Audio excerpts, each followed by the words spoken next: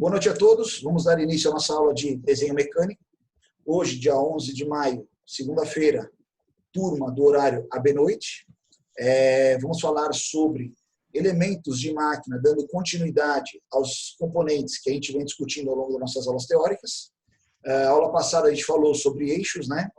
E hoje, eixos e chavetas, hoje a gente vai falar de um outro elemento que trabalha em conjunto com o eixo, que são os acoplamentos. Para quem não conhece, pode ficar tranquilo que a gente vai fazer um descritivo, uma explicação do funcionamento dos mesmos.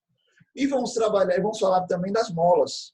É um elemento que está no nosso dia a dia, a gente vivencia muitos elementos que trabalham com ele e quais são as variações, as aplicações, quais são as características delas aplicadas deles, né, na verdade, os dois elementos, dentro do desenho técnico-mecânico, tá? Que é o nosso objetivo. Lembrando que a gente não vai trabalhar dimensionamento, nós vamos trabalhar apenas algumas configurações, algumas características que se aplicam dentro do projeto de construção dos desenhos técnicos. Ok? Vamos lá? Um minuto.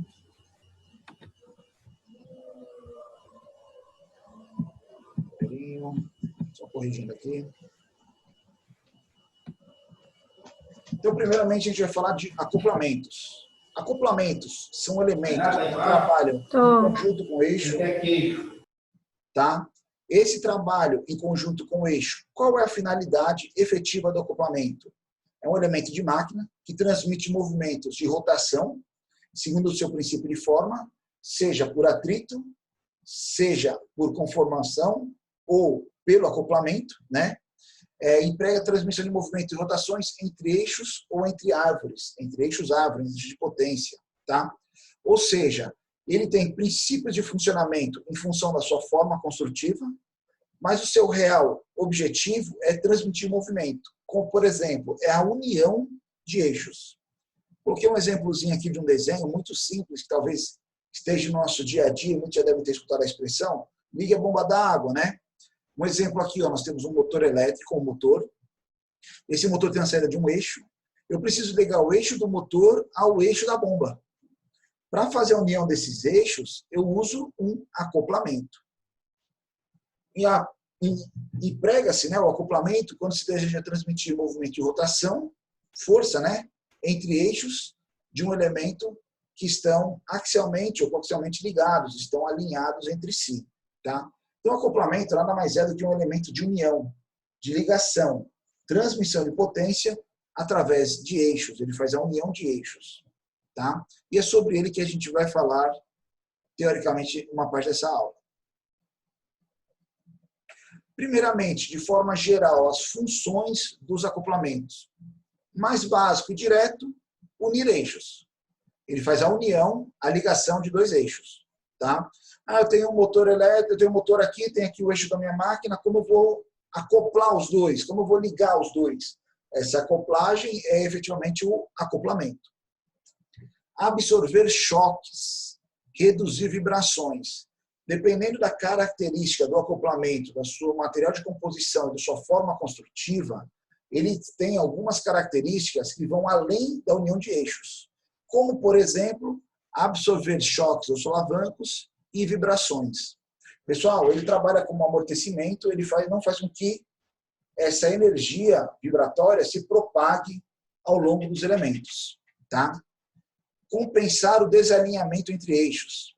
Dependendo da sua montagem, dependendo do seu eixo, o posicionamento dos mesmos podem não estar 100% alinhados, pode ter algum desalinhamento, algum nivelamento, dependendo da geometria ou característica do seu acoplamento, ele faz justamente esse negócio na questão do alinhamento, de como fazer esta correção.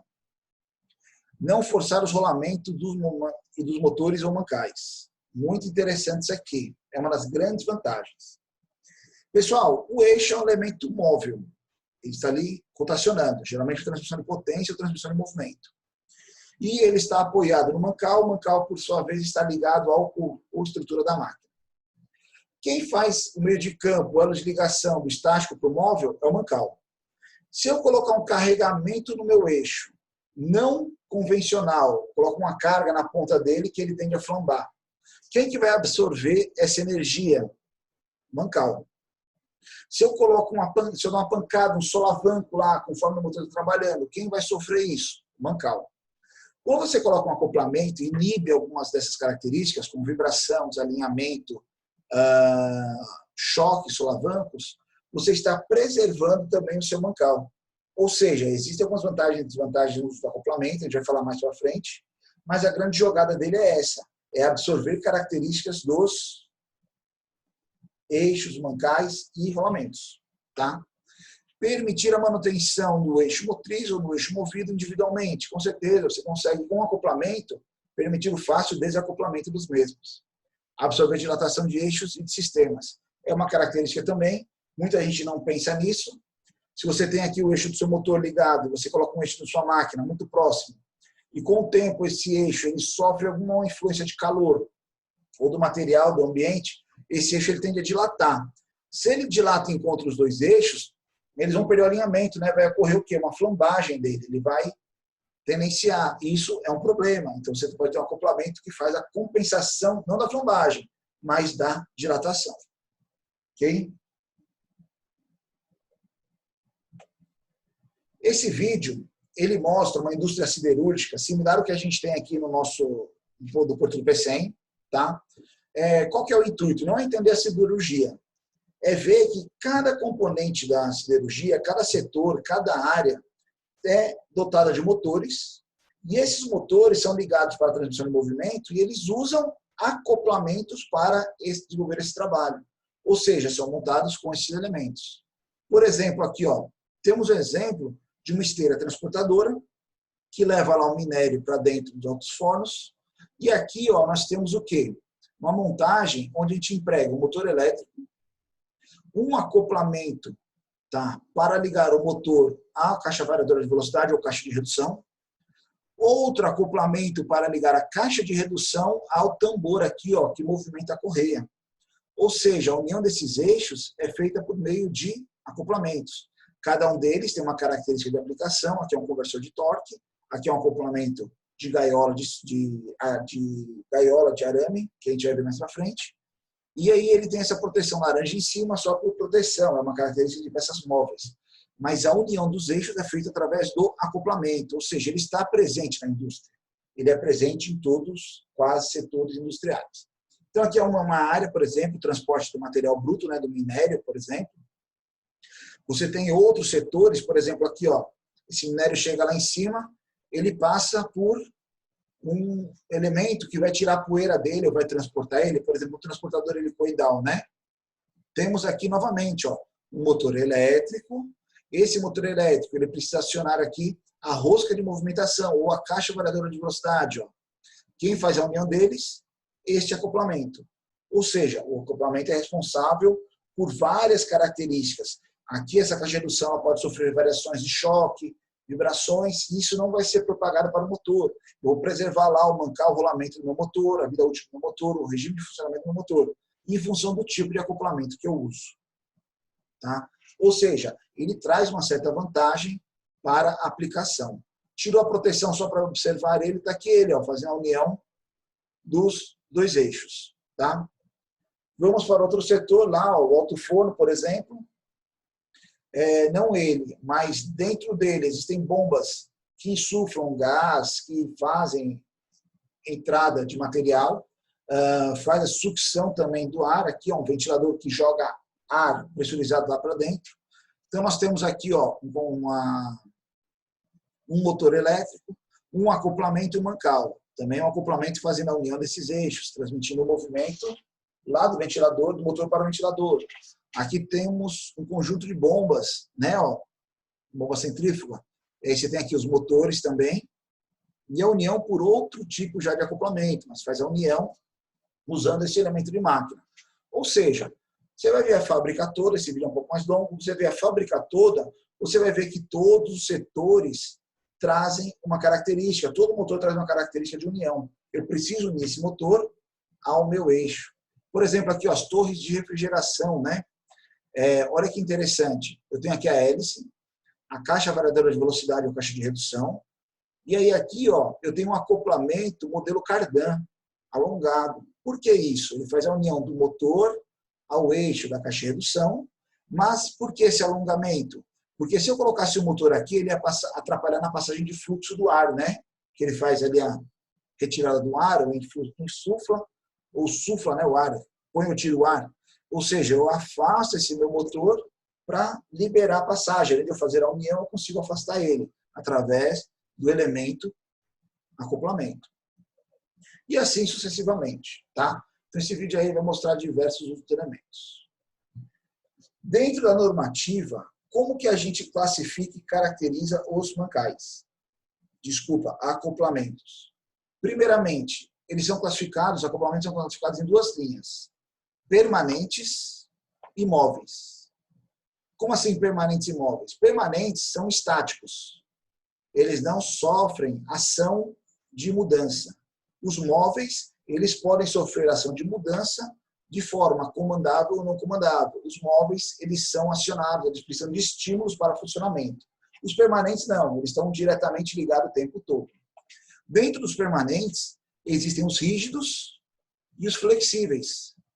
Quando você fala em rígido, ele é estático.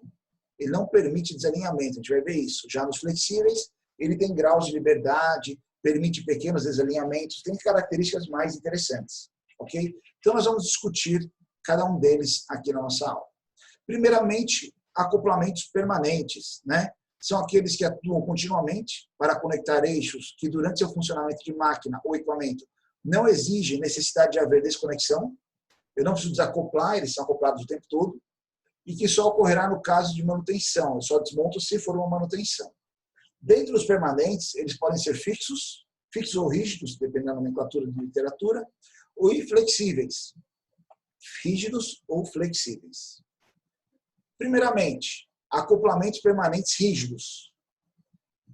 São os eixos acoplados devem ser precisamente alinhados, pois esses não conseguem compensar eventuais desalinhamentos. Ou seja, não possuem nenhuma flexibilidade, não são, quer dizer, torsionalmente rígidos.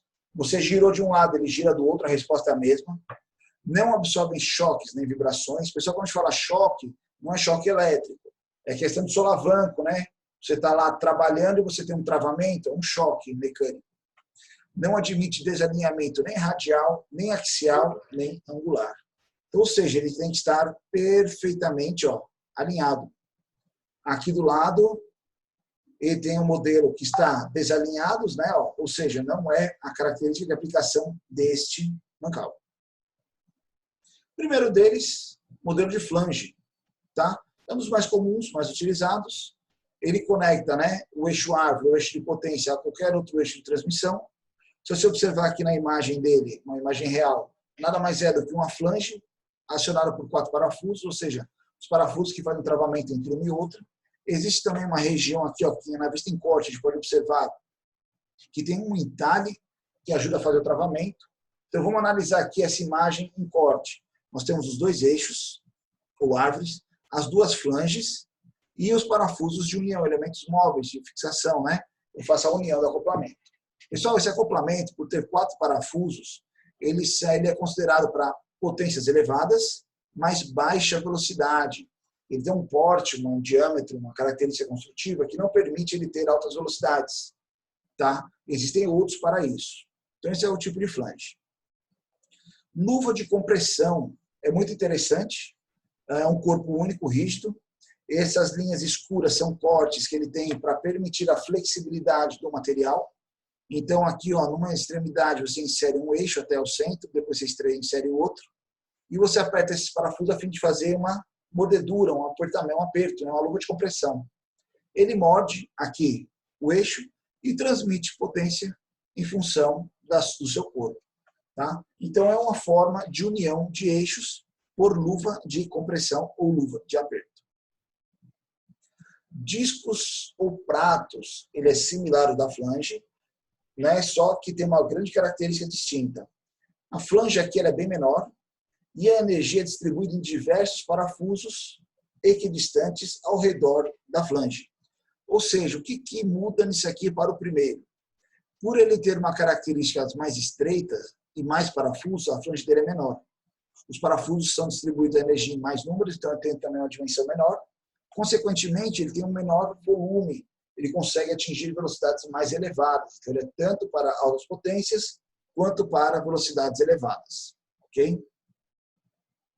Pessoal, só lembrando que qualquer dúvida, só perguntar no grupo, mandar mensagem, ok? Saindo dos rígidos, vamos entrar nos flexíveis. São acoplamentos que utilizam para suavizar a transmissão de árvore cujo movimento é brusco, onde o alinhamento não é perfeito e também não é garantido. Ou seja, eu tenho uma condição muito robusta, né? Muito cheia de problemas indiretos, que o meu acoplamento tem que trabalhar para corrigir. Os acoplamentos flexíveis consistem em 2 cubos, né? 2 extremidades, uma em cada eixo, né? Projetados de qual ambos liguem de um elemento intermediário flexível ou flutuante. O que é flexível? Um material maleável. O que é flutuante? Que ele fique flutuando, ele não se toca. Vou já mostrar para vocês, não se assustem. Os eixos devem ter cuidado, alinhamento e tal, assim por diante. Vamos lá. Primeiramente, os acoplamentos flexíveis eles permitem quais arranjos de desalinhamento? O que ele corrige? Axial. A ponta dos eixos sofre uma variação de comprimento. Se aqui ele está axialmente no eixo, essa variação de comprimento pode ser uma correção feita por um acoplamento flexível. Logicamente, existem as faixas de tolerância. Radial. Os eixos estão alinhados, mas não estão no mesmo plano. Ou seja, eles estão desalinhados de plano. Você pode fazer a correção através de um acoplamento flexível. Ou eu tenho um ângulo entre os eixos. O eixo ele não ficou corretamente alinhado, eu ficou um pequeno ângulo, eu faço a correção com o acoplamento flexível. Ok? Logicamente, eles têm graus de liberdade, graus, cursos máximos ou mínimos, tá? Que devem ser levados em consideração no seu projeto. Primeiro acoplamento flexível é o elástico de pinos. É muito interessante, muito utilizado. São 2 flanges similares. Ela tem uma parte que tem os pinos de borracha, as cavidades. Então, um lado macho e um lado fêmea. Eles se encaixam opostamente. Então, se você observar aqui, ó, esse pino que está aqui, ele entra no orifício do outro. Ó, aqui tem um pino macho que entra no orifício do outro. E o pino macho desse está no orifício desse. Ou seja, um encaixa dentro do outro, né? Ele faz a união. Quando você faz essa união, mas onde está a flexibilidade dele? Está nos pinos. Os pinos são de borracha. Então, qualquer variação torsional, vibração, essa borracha faz absorção e não se propaga ao longo do eixo. Tá? Ou seja, ele reduz, ele tira um pouquinho de alinhamento, caso muito leve, mas o principal dele é tirar o solavanco, tirar a vibração de um lado ao outro do sistema. Ok? Pessoal, uma curiosidade muito interessante, construtivamente, que vocês vão entender aqui, ó. Se vocês observarem, esse mancal, ele está com um miolo maciço aqui, ó, né? Por que maciço? Como eu vou montar ele no meu eixo? Primeiramente, quando você compra uma loja de construção, aí numa loja de ferragens, um acoplamento desse, um fabricante específico, geralmente ele vem maciço mesmo para você usinar o diâmetro correto do seu eixo. Então, você não vai comprar lá o seu acoplamento em função do diâmetro do eixo dele. Você compra em dimensão a potência que ele vai transmitir. Seja em torque, seja em capacidade de vibração, de absorção e assim por diante.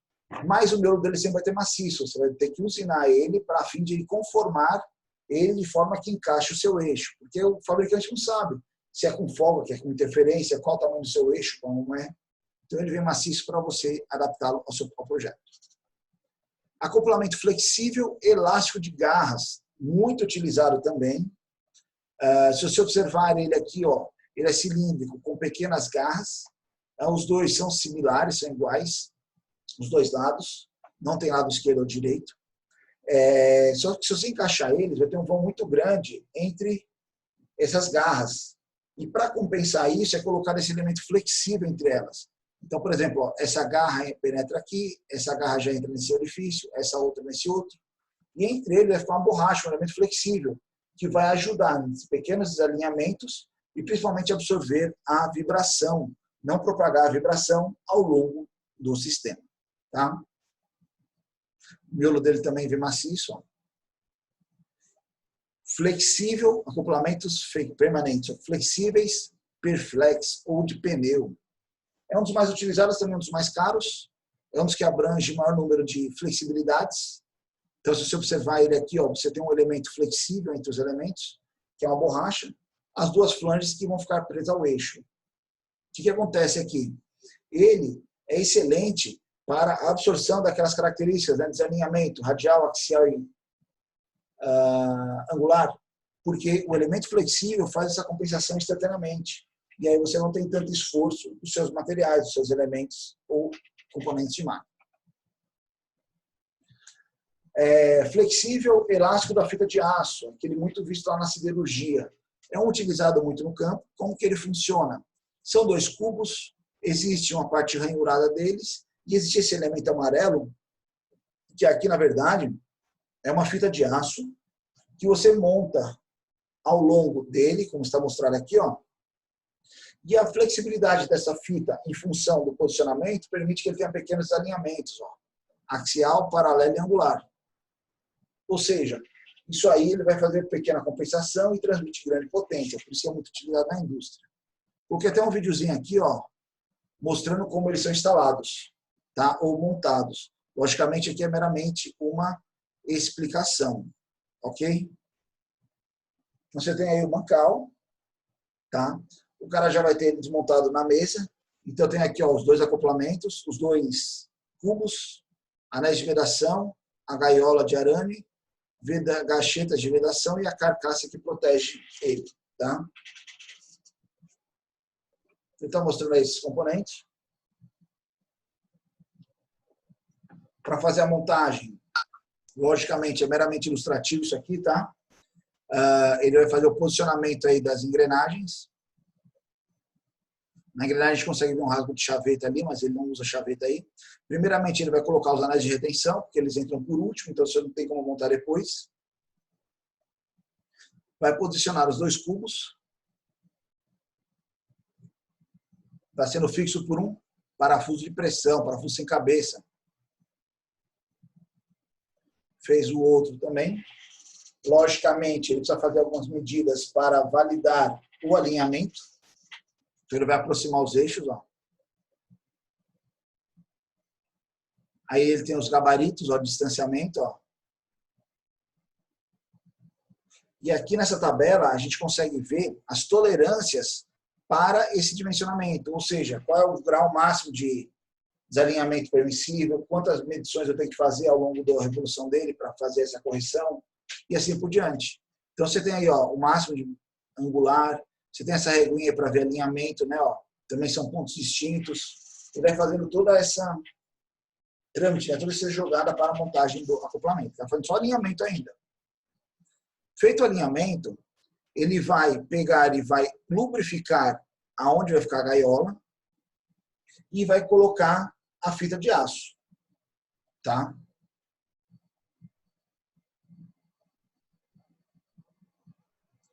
Aí ele está lubrificando a parte onde vai ficar a fita de aço. Por que a lubrificação, pessoal? Porque ela está em constante movimentação. Está colocando a fita aí, ó. E ela se encaixa naquelas arestas, né, ó, certinho. E aí você fez a montagem. Logicamente ele não fica assim aberto. Tá passando aí mais graxa aí. Ele vai colocar aquelas proteções, ele vai vedar, vai fechar aí o acoplamento. As vedações, ó.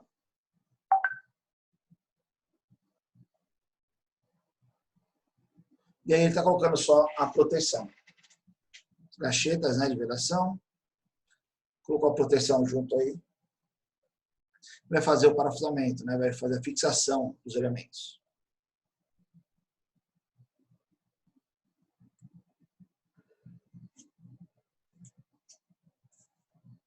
Feito isso, esses eixos estão tecnicamente e rigidamente ligados, tá? Ou seja, você consegue fazer a transmissão de potência de um eixo ao outro. Saindo dos flexíveis, mas não elásticos, tá? Acoplamentos permanentes, flexíveis, não elásticos, compensam desalinhamentos tanto radial, axial quanto angular, são torsionalmente rígidos, não faz nenhuma dilatação em função de torção, e não absorvem choques nem vibrações. Entretanto, são capazes de manter um sincronismo entre máquinas acopladas sem deslizamento. Então, aqui a gente tem três modelos de acoplamentos distintos em relação ao serem não elásticos e permanentes. Um cardan, old RAM e um sanfona, a gente vai ver um por um aí. Old RAM, ele não é tão visto no dia a dia, nosso dia a dia chão de fábrica, mas ele é muito usado em equipamentos de automação e hospitalares. Tá? Esse é o elemento flutuante, então conforme gira o eixo, se tivermos alinhamento, ele se posiciona para manter o correto alinhamento e transmissão de potência. Junto universal, o cardan, né? Tem vários nomes que a literatura usa. Junto universal, cardan. Vocês já devem ter visto essa barra, quando vocês param do lado de um caminhão, por exemplo, você olha embaixo dele, você tem lá do motor vindo um tubo que gira no centro dele embaixo, que vai até o eixo lá de trás. Ali é um cardan. Ele está transmitindo a potência do motor para os eixos e as rodas. Tá? Acoplamento não elástico cardan ou junto universal usado na ligação de árvores que formam ângulos entre si. Ou seja, tem um pequeno alinhamento, ele faz essa compensação por causa das juntas universais, que são esses elementos, ou cruzeta, como chama melhor. Suas extremidades contam com articulações denominadas juntas móveis universais, as quais podem possuir rolamentos, mangas de ligação, grampos de pressão, guarda-pós. Guarda-pó é a proteção de bengala, que a gente chama. E para acompanhar o movimento lateral dos mesmos. Tá? Saindo dos comandos flexíveis, nós vamos entrar nos móveis. Os permanentes vão entrar nos móveis. Os móveis são comandáveis e não comandáveis. Como assim? Eu preciso de um estímulo para funcionar ou não preciso de um estímulo para funcionar. Acoplamentos comandáveis, comutáveis, né, transmitem força e movimento somente quando acionados, isto é, obedecendo a um comando, a uma intervenção humana ou de uma máquina. São mecanismos que operam segundo o princípio de atrito e o mecanismo recebe o nome de embreagens ou freios. É muito interessante isso aqui. As embreagens, também chamadas de fricção, rodas de fricção, fazem a conexão entre a árvore e elas mantêm a árvore motriz comandada com a mesma velocidade angular. Ou seja, ela mantém a velocidade angular do sistema, não tem deslizamento. Já os freios têm a função de regular ou reduzir ou parar o movimento dos corpos. Quando a gente fala de redução de velocidade, pessoal, o freio é um grande elemento na indústria, tá? Segundo tipo de comando, existem acoplamentos comutáveis, não como manuais, eletromagnéticos, hidráulicos, pneumáticos e diferentes comandos para acionamento da máquina. Primeiro deles, a embreagem. Já deve ter escutado esse termo, pisei na embreagem lá do carro, desembrenha, vai soltando devagar. A embreagem, pessoal, nada mais é do que um elemento mecânico de acoplamento entre dois eixos, comandável, que eu consigo fazer a desunião ou união deles. Tá? Logicamente, você pode fazer essa união de forma que ele seja totalmente rígido, por atrito ou por dentes. Então, dependendo, se for por dentes, por exemplo, eu preciso parar meu movimento, desacoplar e ligar novamente. Se for por contato, você pode fazer direto. Está se movimentando, só basta você entrar em contato lá com a embreagem e ela vai transmitir o movimento ao longo do eixo. Tá?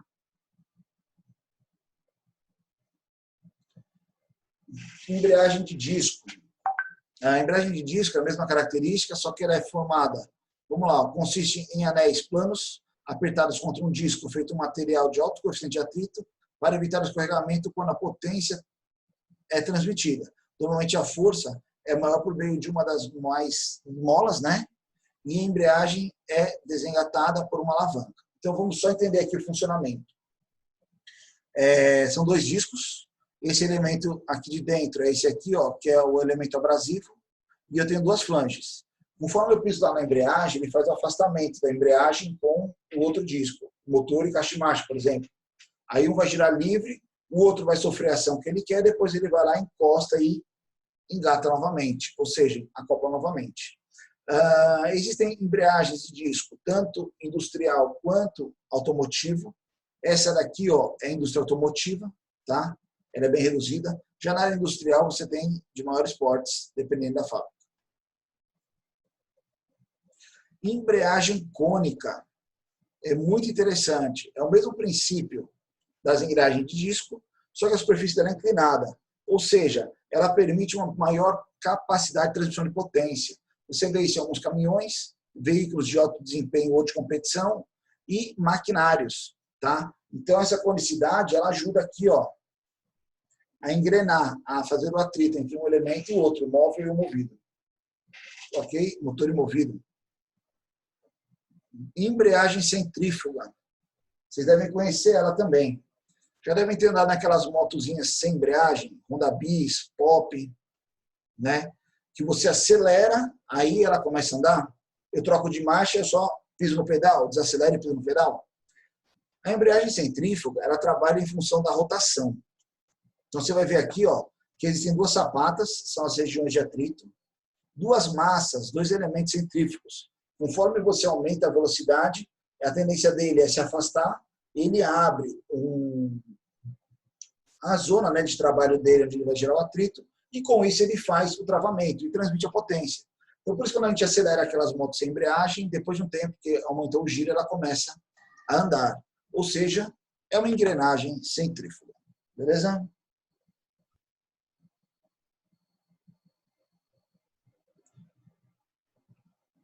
Embreagem unidirecional.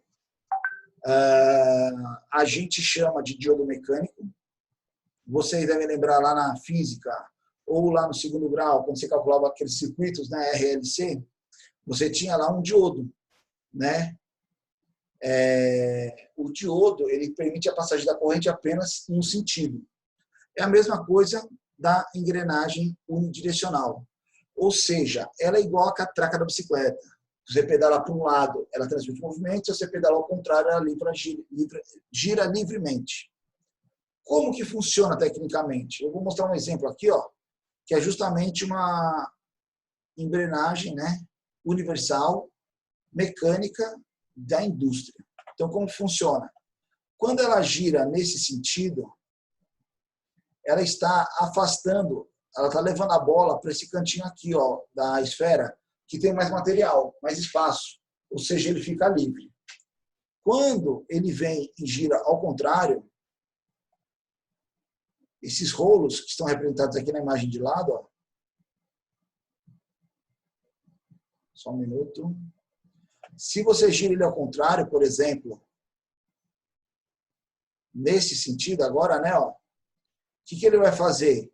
Ele vai pegar as esferas e vai aproximar dessa região da carcaça. Vai diminuir a seção, vai gerar o atrito, transmite o movimento. Tá? Então, ou seja, isso aqui nada mais é do que um acoplamento de unidireção. Quer ver um exemplo muito simples? Isso aqui, escada rolante de shopping. A escada está subindo. Se acabar a energia, já pensou se a escada voltasse e machucasse as pessoas? Você tem lá um elemento desse. Ele está girando num sentido, conforme acaba a energia ou para, ele volta e trava.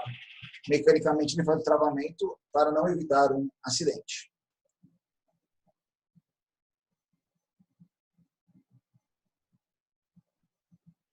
Travou aqui, só um minutinho, pronto. Embreagem eletromagnética. Vocês passam por isso quase todo dia. Se você anda num carro, e seu carro tem ar-condicionado, o compressor dele é acionado por uma embreagem eletromagnética. Aquele botãozinho AC que a gente clica lá no painel, que fica laranjinha, ou seja, ele está acionando a bobina, que vai fazer eletromagneticamente um campo que vai expulsar a embreagem até ela encostar no outro disco e transmitir o movimento dessa forma. Ou seja, a embreagem eletromagnética está trabalhando nos carros, a fim, por exemplo, do compressor. Esse aqui é o compressor da refrigeração, na verdade, né? Então, quando você dá o acionamento no botão, passa um campo magnético, campo elétrico, dentro das bobinas que fazem a bobina colar. Quando você desliga, ela se afasta do sistema. Ok? Pessoal, esse vídeo mostra uma curiosidade de um tipo de acoplamento eletromagnético.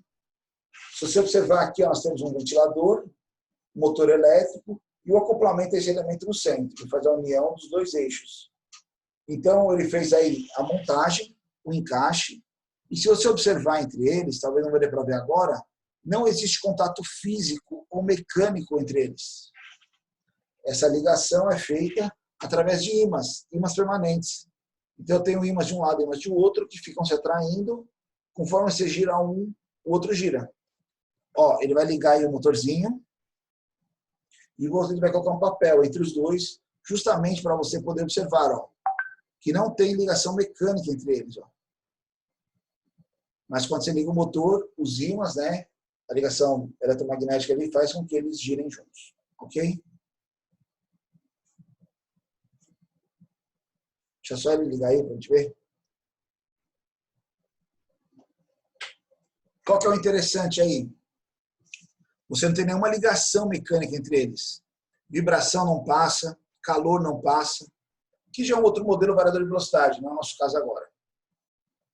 E temos também a embreagem hidráulica. O que é uma embreagem hidráulica? Muitos já devem ter escutado falar no conversor de torque, muito usado geralmente em veículos de competição ou de alta performance, de potência. Como que funciona o conversor de torque? Ele é um acoplamento, tá? Que ele tem uma parte aqui dele que é chamada, né, como bomba, né? Vamos lá. Nesse caso, a árvore motora movida se carrega de impulsionar com as pás radiais. Os espaços entre as pás é preenchido com óleo que circula quando a árvore estiver girando. A roda da árvore motora atua como uma bomba e a roda da árvore movida atua-se como uma turbina. Então, como que funciona isso aqui? Eu tenho os dois rotores, um é a turbina, o outro é a bomba. Entre eles, eu tenho um defletorzinho, é um elemento que impulsiona o óleo e ele é preenchido de óleo. Então, quando um gira, ele faz a movimentação desse óleo interno, consequentemente empurra a parte externa. Com isso, você elimina solavancos, pode ter ganho de potência e ganho de eficiência na transmissão. Pra vocês entenderem o funcionamento, trouxe esse videozinho, ele vai estar montado aqui entre a caixa de marcha e o motor, tá? Ele vai chegar lá na desmontagem. Olha o conversor de torque.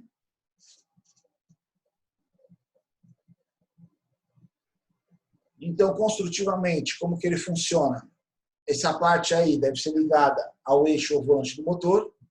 Aqui eu tenho a bomba, ó, né, que é o que está ligado à caixa de variação. Aqui, ó, é o fluido passando, é o óleo que está imerso nele, se movimentando, como ele se movimenta em função da bomba girar. Essa turbina vai pegar esse óleo em movimento e vai jogar a potência lá para o conversor de torque, que é justamente onde ele faz a ligação dos elementos, tá? Então ele está fazendo a montagem aí novamente.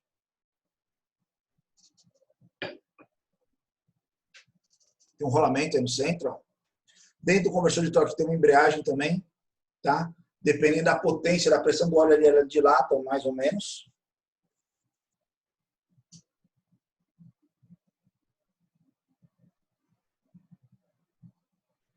Só vou montar aí a embreagem, fixação. E o conversor de torque está montado novamente. Beleza? Pessoal, vantagens e desvantagens de você usar um acoplamento. Primeiramente, as vantagens, né? Absorvem desalinhamentos. Isso aqui é fenomenal. O desalinhamento é causado a 50% dos colapsos dos rolamentos, ou seja, a maioria das quebras por rolamento está por causa do quê? Do desalinhamento dos eixos, esforço em cima dos bancais. Pois elementos de máquina, não só o rolamento, mas também os selos, retentores, gachetas, ou seja, os outros elementos trabalham em conjunto. O que é um selo? O que é uma gacheta? É um elemento de vedação, para não permitir que o óleo saia ou a sujeira entre, por exemplo. Normalmente estão preparados para a flexão induzida no eixo. Então, eles suportam a movimentação de forma induzida. Manutenção simples. A manutenção é mais rápida poucas peças compõem o produto. Permite intervenção localizada sem a necessidade de mover o motor ou qualquer outra parte. Você não precisa desmontar o equipamento todo para tirar o acoplamento. Nem muitas vezes mover um motor que já está alinhado. Você só desmonta o acoplamento e retira ele. Redução na emissão de ruídos para o meio. Como ele absorve energia vibratória, ele absorve, consequentemente, ruído. Simples de instalação. Economia. Essa economia é meio controversa, tá? Tem literaturas que falam que é uma vantagem, tem literaturas que falam que é uma desvantagem. vou falar os dois lados para vocês entenderem. Você fala em economia, por quê? Se você usa um acoplamento, você vai ter menos prejuízo com seus mancais e rolamentos.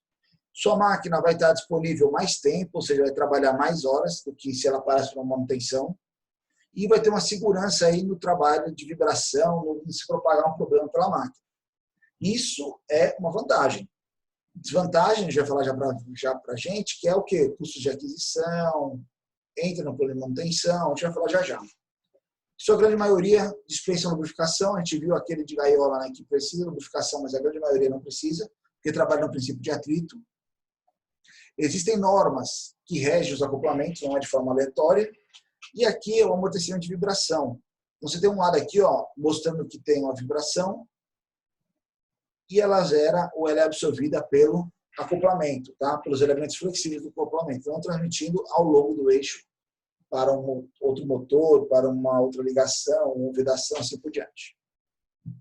Desvantagens. A instalação aumenta o número de componentes dentro da sua montagem, isso é considerado uma desvantagem. Se eu tivesse ali apenas um eixo ligado ao outro, não teria nenhum elemento entre eles de importância, eu não teria mais um ponto de checagem dentro da manutenção. Quanto custo, quanto maiores os graus de absorção de vibração, absorção de desalinhamento, flexibilidade, mais caro é o acoplamento. Compensação, maior é a garantia de sucesso e montagem do seu sistema, de funcionamento. Não tem interrupções em momentos distintos, que não levem ao agrado, né? Porque parou, porque quebrou. Ele vai absorver vibração, choques, alavancos, a fim de prolongar a vida útil dos elementos. A temperatura de atuação, muitos deles trabalham em temperaturas consideradas baixas, tá? Mas tem que tomar cuidado. Às vezes, por exemplo, de fricção, de contato, de atrito, o calor interfere no coeficiente de atrito, ou seja, ele gera alguma perda de variação de potência. Ok? Pessoal, esse foi o nosso assunto de acoplamentos. Nós vamos falar agora sobre molas. Fechamos a caixinha do acoplamento, vamos abrir o assunto de molas. Molas. Está no nosso dia a dia, todo mundo conhece e sabe, mas vocês não têm noção do mundo que é uma mola. Necessariamente, mola é um elemento elástico, que pode ser metálico ou não metálico, capaz de absorver energia mecânica por meio da deformação e transformá-la em energia potencial. Tá? Primeiro paradigma que a gente vai tirar aí da cabeça. Mola não precisa ser 100% sempre de aço ou de metal, uma liga metálica. Ela pode ser de outros materiais. Tá? Uma mola deve apresentar deformações relativamente grandes se ultrapassar o limite de escoamento, isto é, sofrer deformação permanente. Ela tem que ter uma característica de elasticidade, então ela trabalha no regime elástico dela. Se ela exceder isso, ela vai para a deformação plástica. Você perde as características da mola. A deformação se dá devido ao esforço de compressão, tração, torção, sendo proporcionado à força aplicada, sendo que essa de deformação não restitui, né, quando a força é retirada. Ou seja, a mola tem uma região de trabalho, um campo de aplicação. Ela trabalha num regime onde ela está dentro do campo elástico dela. Se eu deformar ela acima desse campo, ela sofre uma variação geométrica. Aplicações mais comuns, né? Aqui é só curiosidades das molas. Armazenamento de carga, amortecimento de choque, controle de movimentos e elementos de fixação. São grandes empregos, os mais citados de empregabilidade da mola. Desculpa, pessoal. Primeiramente, o material de composição da mola. A gente falou que ele pode ser metálico ou não metálico, né? Primeiro é o aço. Quando você fala de uma mola em aço, a mola ela é uma liga de ferro, de aço, onde ela é aquecida para ser conformada. Depois ela passa por um tratamento térmico. Esse tratamento térmico muda as propriedades da granulometria dela, de composição dela, dando origem a um material com maior flexibilidade. Mas não só isso. Os materiais de aço mola geralmente apresentam altos valores para limite de elasticidade sob tensão, então eles são mais elásticos que os comuns. Elevada resistência a choque, principalmente no caso de serviços pesados, como veículo em geral. Ele absorve uma energia, né? Resistência a choque, dependendo dos graus também de capacidade dele. Excelente resistência a tração, dependendo da aplicação. Não é só compressão, pode ser tração também, a separação das espiras. Elevado limite da elasticidade, elevada resistência mecânica, elevada fadiga, elevada resistência a choque. Então, ou seja, são propriedades que o material é elevado que não garantem que ele tenha um comportamento real em função do seu funcionamento. A fadiga também, pessoal. O que é a fadiga?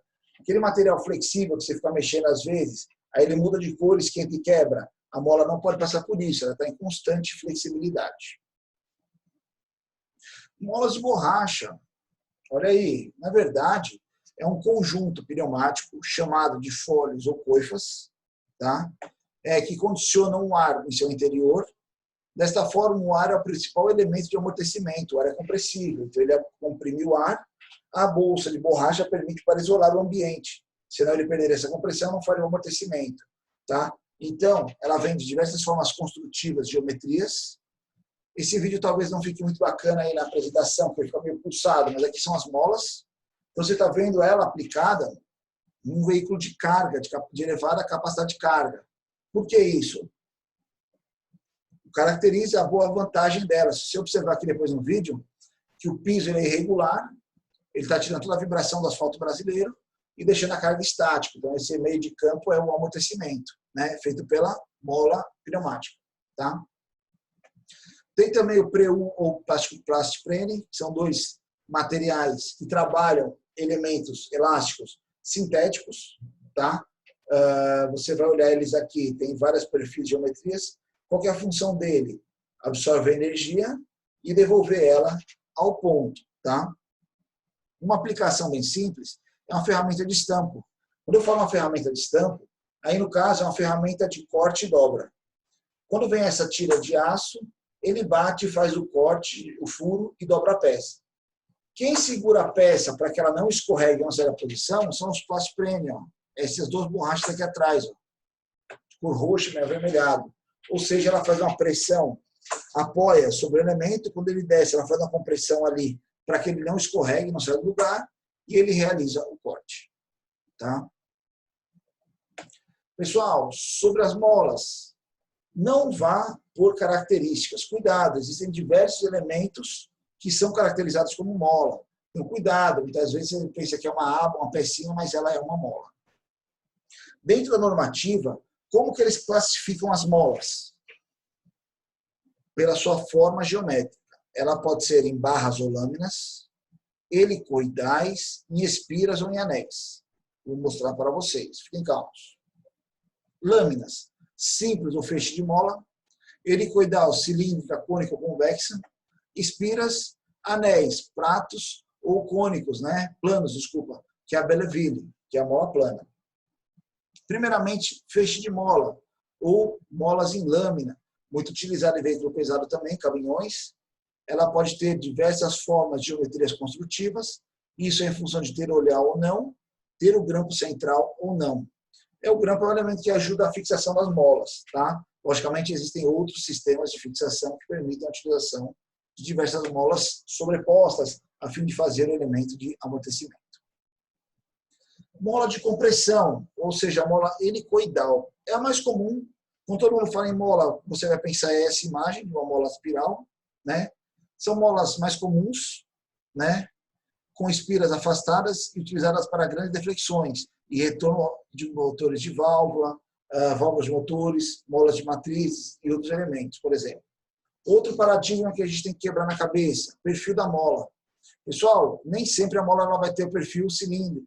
Ela pode ser quadrada ou retangular, tá? Em função da capacidade de carga da mesma. Tá? Se eu tenho uma geometria reduzida e eu tenho que aumentar a capacidade de carga de resistência dela, eu vou trabalhar um perfil mais robusto. Tá? Então, você tem variações de seção ao longo da geometria. Molas helicoidais, só que agora de tração. Coloquei o exemplo aqui daquelas molas de gancho de rede. As espiras estão coladas, conforme eu faço a tração, elas se separam, mas elas voltam. Ou seja, eu absorvo energia na tração, tá? E não na compressão, como são as anteriores que a gente viu até agora. Aqui é só normativa com formas construtivas, então vai associar em relação ao eixo, né? A gente acha que essas molas elas têm geometrias específicas justamente para as montagens, encaixes, dependendo. Se a gente olhar aqui o exemplo aqui da rede, ela tem um gancho de um lado e um olhar do outro, que é a forma construtiva da aplicação. Então, ela tem variações tanto de seção quanto de geometrias construtivas. Mola de torção.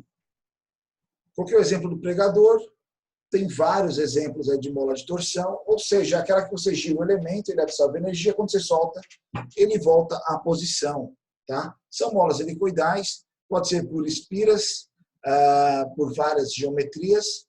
Tá? Esse aqui é com uma geometria retangular, geometria cilíndrica, ou seja, você gera a sua mola numa espiral e ele absorve energia em função do torque, torção. Tá?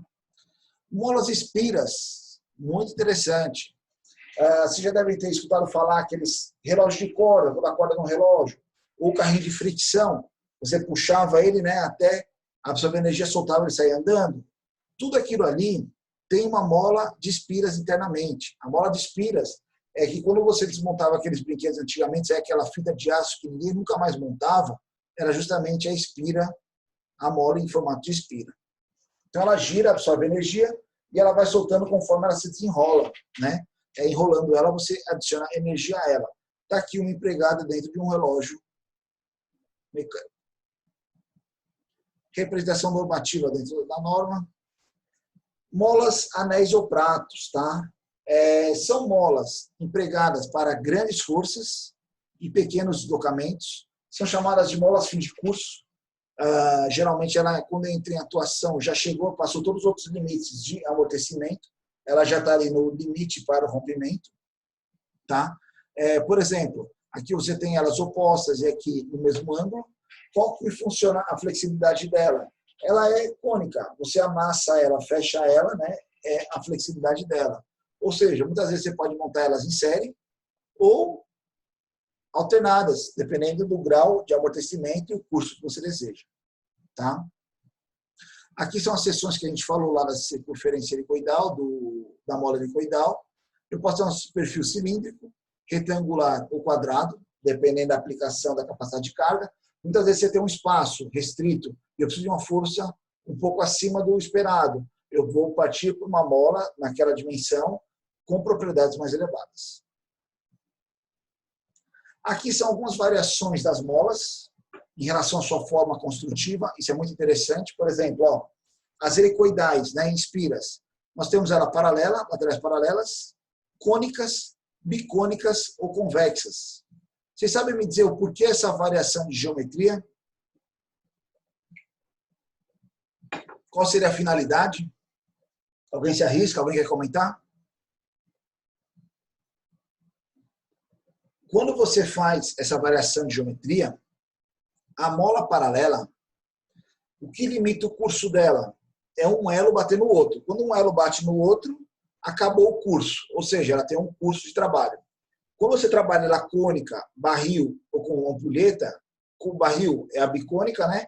E a ampulheta é a convexa. Você comprime ela, por estar desfasado, os elos se sobrepõem, coloca um ao lado do outro. Consequentemente, você aumenta a amplitude da mola. Tá? Compressão, seção retangular, de torção, de tração, voluta e a de espiras. Aqui são alguns desenhos técnicos de mola. O que é interessante sempre representar quando você for fazer um desenho técnico de uma mola. A altura, os diâmetros externos e internos, o diâmetro do perfil ou a geometria do perfil e o passo, a distância entre elos, que a gente vai saber qual é o curso e a capacidade de força da mola. Tá? Aqui o passo dele é junto, está associado somente em função do diâmetro. Aqui são as espiras, né, a triangular, né, e a voluta, de torção e a de prato. Cada uma delas tem suas características. Já na torção você fala o A aí, que é o ângulo entre as pontas de abertura ou que permite a flexibilidade. São só outras configurações de outra literatura. Eu coloquei aqui para discutir isso aqui com vocês. Ó. Mola de seção variável. Por que uma mola vai ter afastamentos distintos das espiras? Vai variar a força em função do curso. Então, quando eu tenho as espiras mais afastadas, eu tenho um curso maior e uma força menor. Tá? Se eu venço essa força e acaba esse regime de deslocamento, eu entro numa parte mais robusta, onde ela está menos espaçada, ali a força é maior. Ou seja, eu tenho variações energéticas dentro da mola em função do seu variação de seção. Tá? Aqui em função de formas construtivas, descrição em função de forças, né, ó, formato de ampulheta, não linear, resistência à ressonância. São características de cada uma das molas, para vocês darem uma olhada aí. Existem elementos geométricos como barras, que também trabalham como mola, dependendo da composição do material. Então, ele vai fazer a flexibilidade ali, né, vai permitir a torção. Tá? Pode ser uma chapa, como a cozinha em lâmina, né, feixe de mola. Pneumático, a Belleville lá, que é o pratinho que se amassa. A barra de torção de um carro, que é uma barra cilíndrica. O que é a barra de torção de um carro, pessoal? Barra de torção de um carro, quando você faz uma curva, a tendência da energia é concentrar de um lado. A suspensão desse lado ia baixar, do outro ia subir. Se você fazer isso, você perde estabilidade. Você está fazendo uma curva nesse sentido, seu carro iria tombar. A barra de torção, ela compensa. Quando aquele lado tem de baixar, ela pega e baixa esse lado também. Ou seja, ela mantém a estabilidade do carro. Tá? Aqui são as molas pratos montadas. Geralmente, ela é usada no fim de curso de um amortecedor. Lá você tem um curso, já chegou no fim dele, você não quer bater superfície sólida com sólida, você tem ali uma grande força com um pequeno deslocamento para absorver o resto de energia que sobra e não ter o solavanco ou a pancada rígida de corpo rígido. Feixe de mola. Aqui é um videozinho mostrando a fabricação das molas. Só diminuir o som aí, senão vai ficar ruim para vocês. A fabricação da mola é bem interessante, ó, de espiras. Vai descer um sensorzinho aqui para ver o curso dela. Depois, se vocês procurarem no YouTube, máquina de fabricação de molas, vocês vão ver que é um mundo extremamente grande. Hoje em dia, as molas elas podem ter diversas geometrias e características. Tá? Essas molas são conformadas, depois elas podem passar por um tratamento térmico ou já estarem prontas em função da sua elasticidade. E aí entra a automação para a fabricação desses elementos. Ó. Então, a máquina trabalha praticamente de forma autônoma, né, para desenvolver. Logicamente, o ser humano programou ela, né?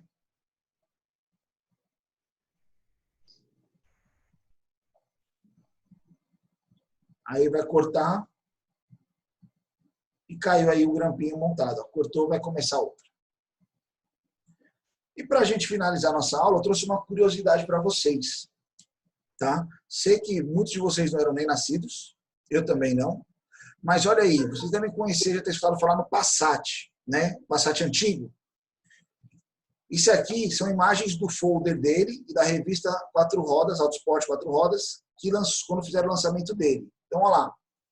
1974, um ano após o seu lançamento na Europa, o Passat chega ao Brasil.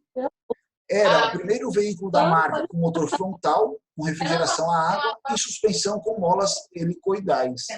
Olha aí, o grande destaque desse carro era a suspensão por molas helicoidais. Quando você pega os antecessores dele, Fusca, Brasília, Kombi, né? Eram motores traseiros, motor boxer refrigerado a ar. Então, foi o primeiro motor dianteiro e refrigerado a água, porque a gente tem um Gol com motor boxer refrigerado a ar na frente, mas não era o caso. É uma derivação, o Passat é uma derivação do Gol, né? É o sedã do Gol. E aí, você pega ele aqui. Pô, ele tem um motor diferenciado e suspensão com molas helicoidais. Até na foto aí mostra o desempenho dele, ele se andando. Ou, por nada mais, nada menos, o carro do ano de 1975. Ok? Pessoal, é só uma curiosidade, pra vocês verem como tem importância aí dos elementos que a gente está estudando dentro da composição das máquinas, a molas. E esse era o assunto da nossa aula de hoje. Ok? Pessoal, sobre a nossa aula de hoje, alguma dúvida, algum questionamento, curiosidades? Não, professor, tudo tranquilo. Opa, desculpa que eu estou sem som, foi mal. Alguma curiosidade, pessoal? Tudo tranquilo, professor. Não. Maravilha. Pessoal, só relembrando aqueles parâmetros que a gente discutiu no início, tá? Lá no nosso Unifor Online estão disponíveis já a correção das últimas atividades, tanto do mancal quanto da dobradiça. Cada um deles vale 25% da nota. Temos os outros 50% em função da nota da nossa avaliação, está lá para você ver sua nota. Você consegue calcular a sua média da V1. Lembrando que essa média não vai ser lançada, ela vai ficar guardada, que vai fazer composição da nota final. Perdi uma atividade, perdi uma prova. Fiquem calmos. Sábado, agora, dia... Calma que eu tenho anotado aqui. Pronto. Sábado, dia 16, das 9 às 11 da manhã, estará disponível uma prova online para você fazer no intuito de recuperação. Essa prova vai substituir o que você faltou.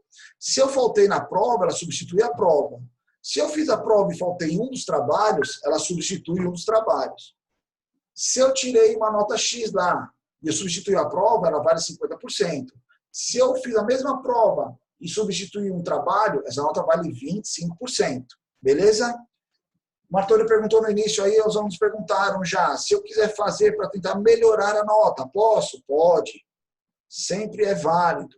Então, sábado, das 9 da manhã às 11 da manhã, eu vou ainda informar vocês mais vezes, mais horários, até o dia. Temos uma aula ainda quarta-feira, vamos discutir bastante, ok? Pessoal, sobre a nossa aula de hoje, alguma dúvida, algum questionamento, alguma consideração?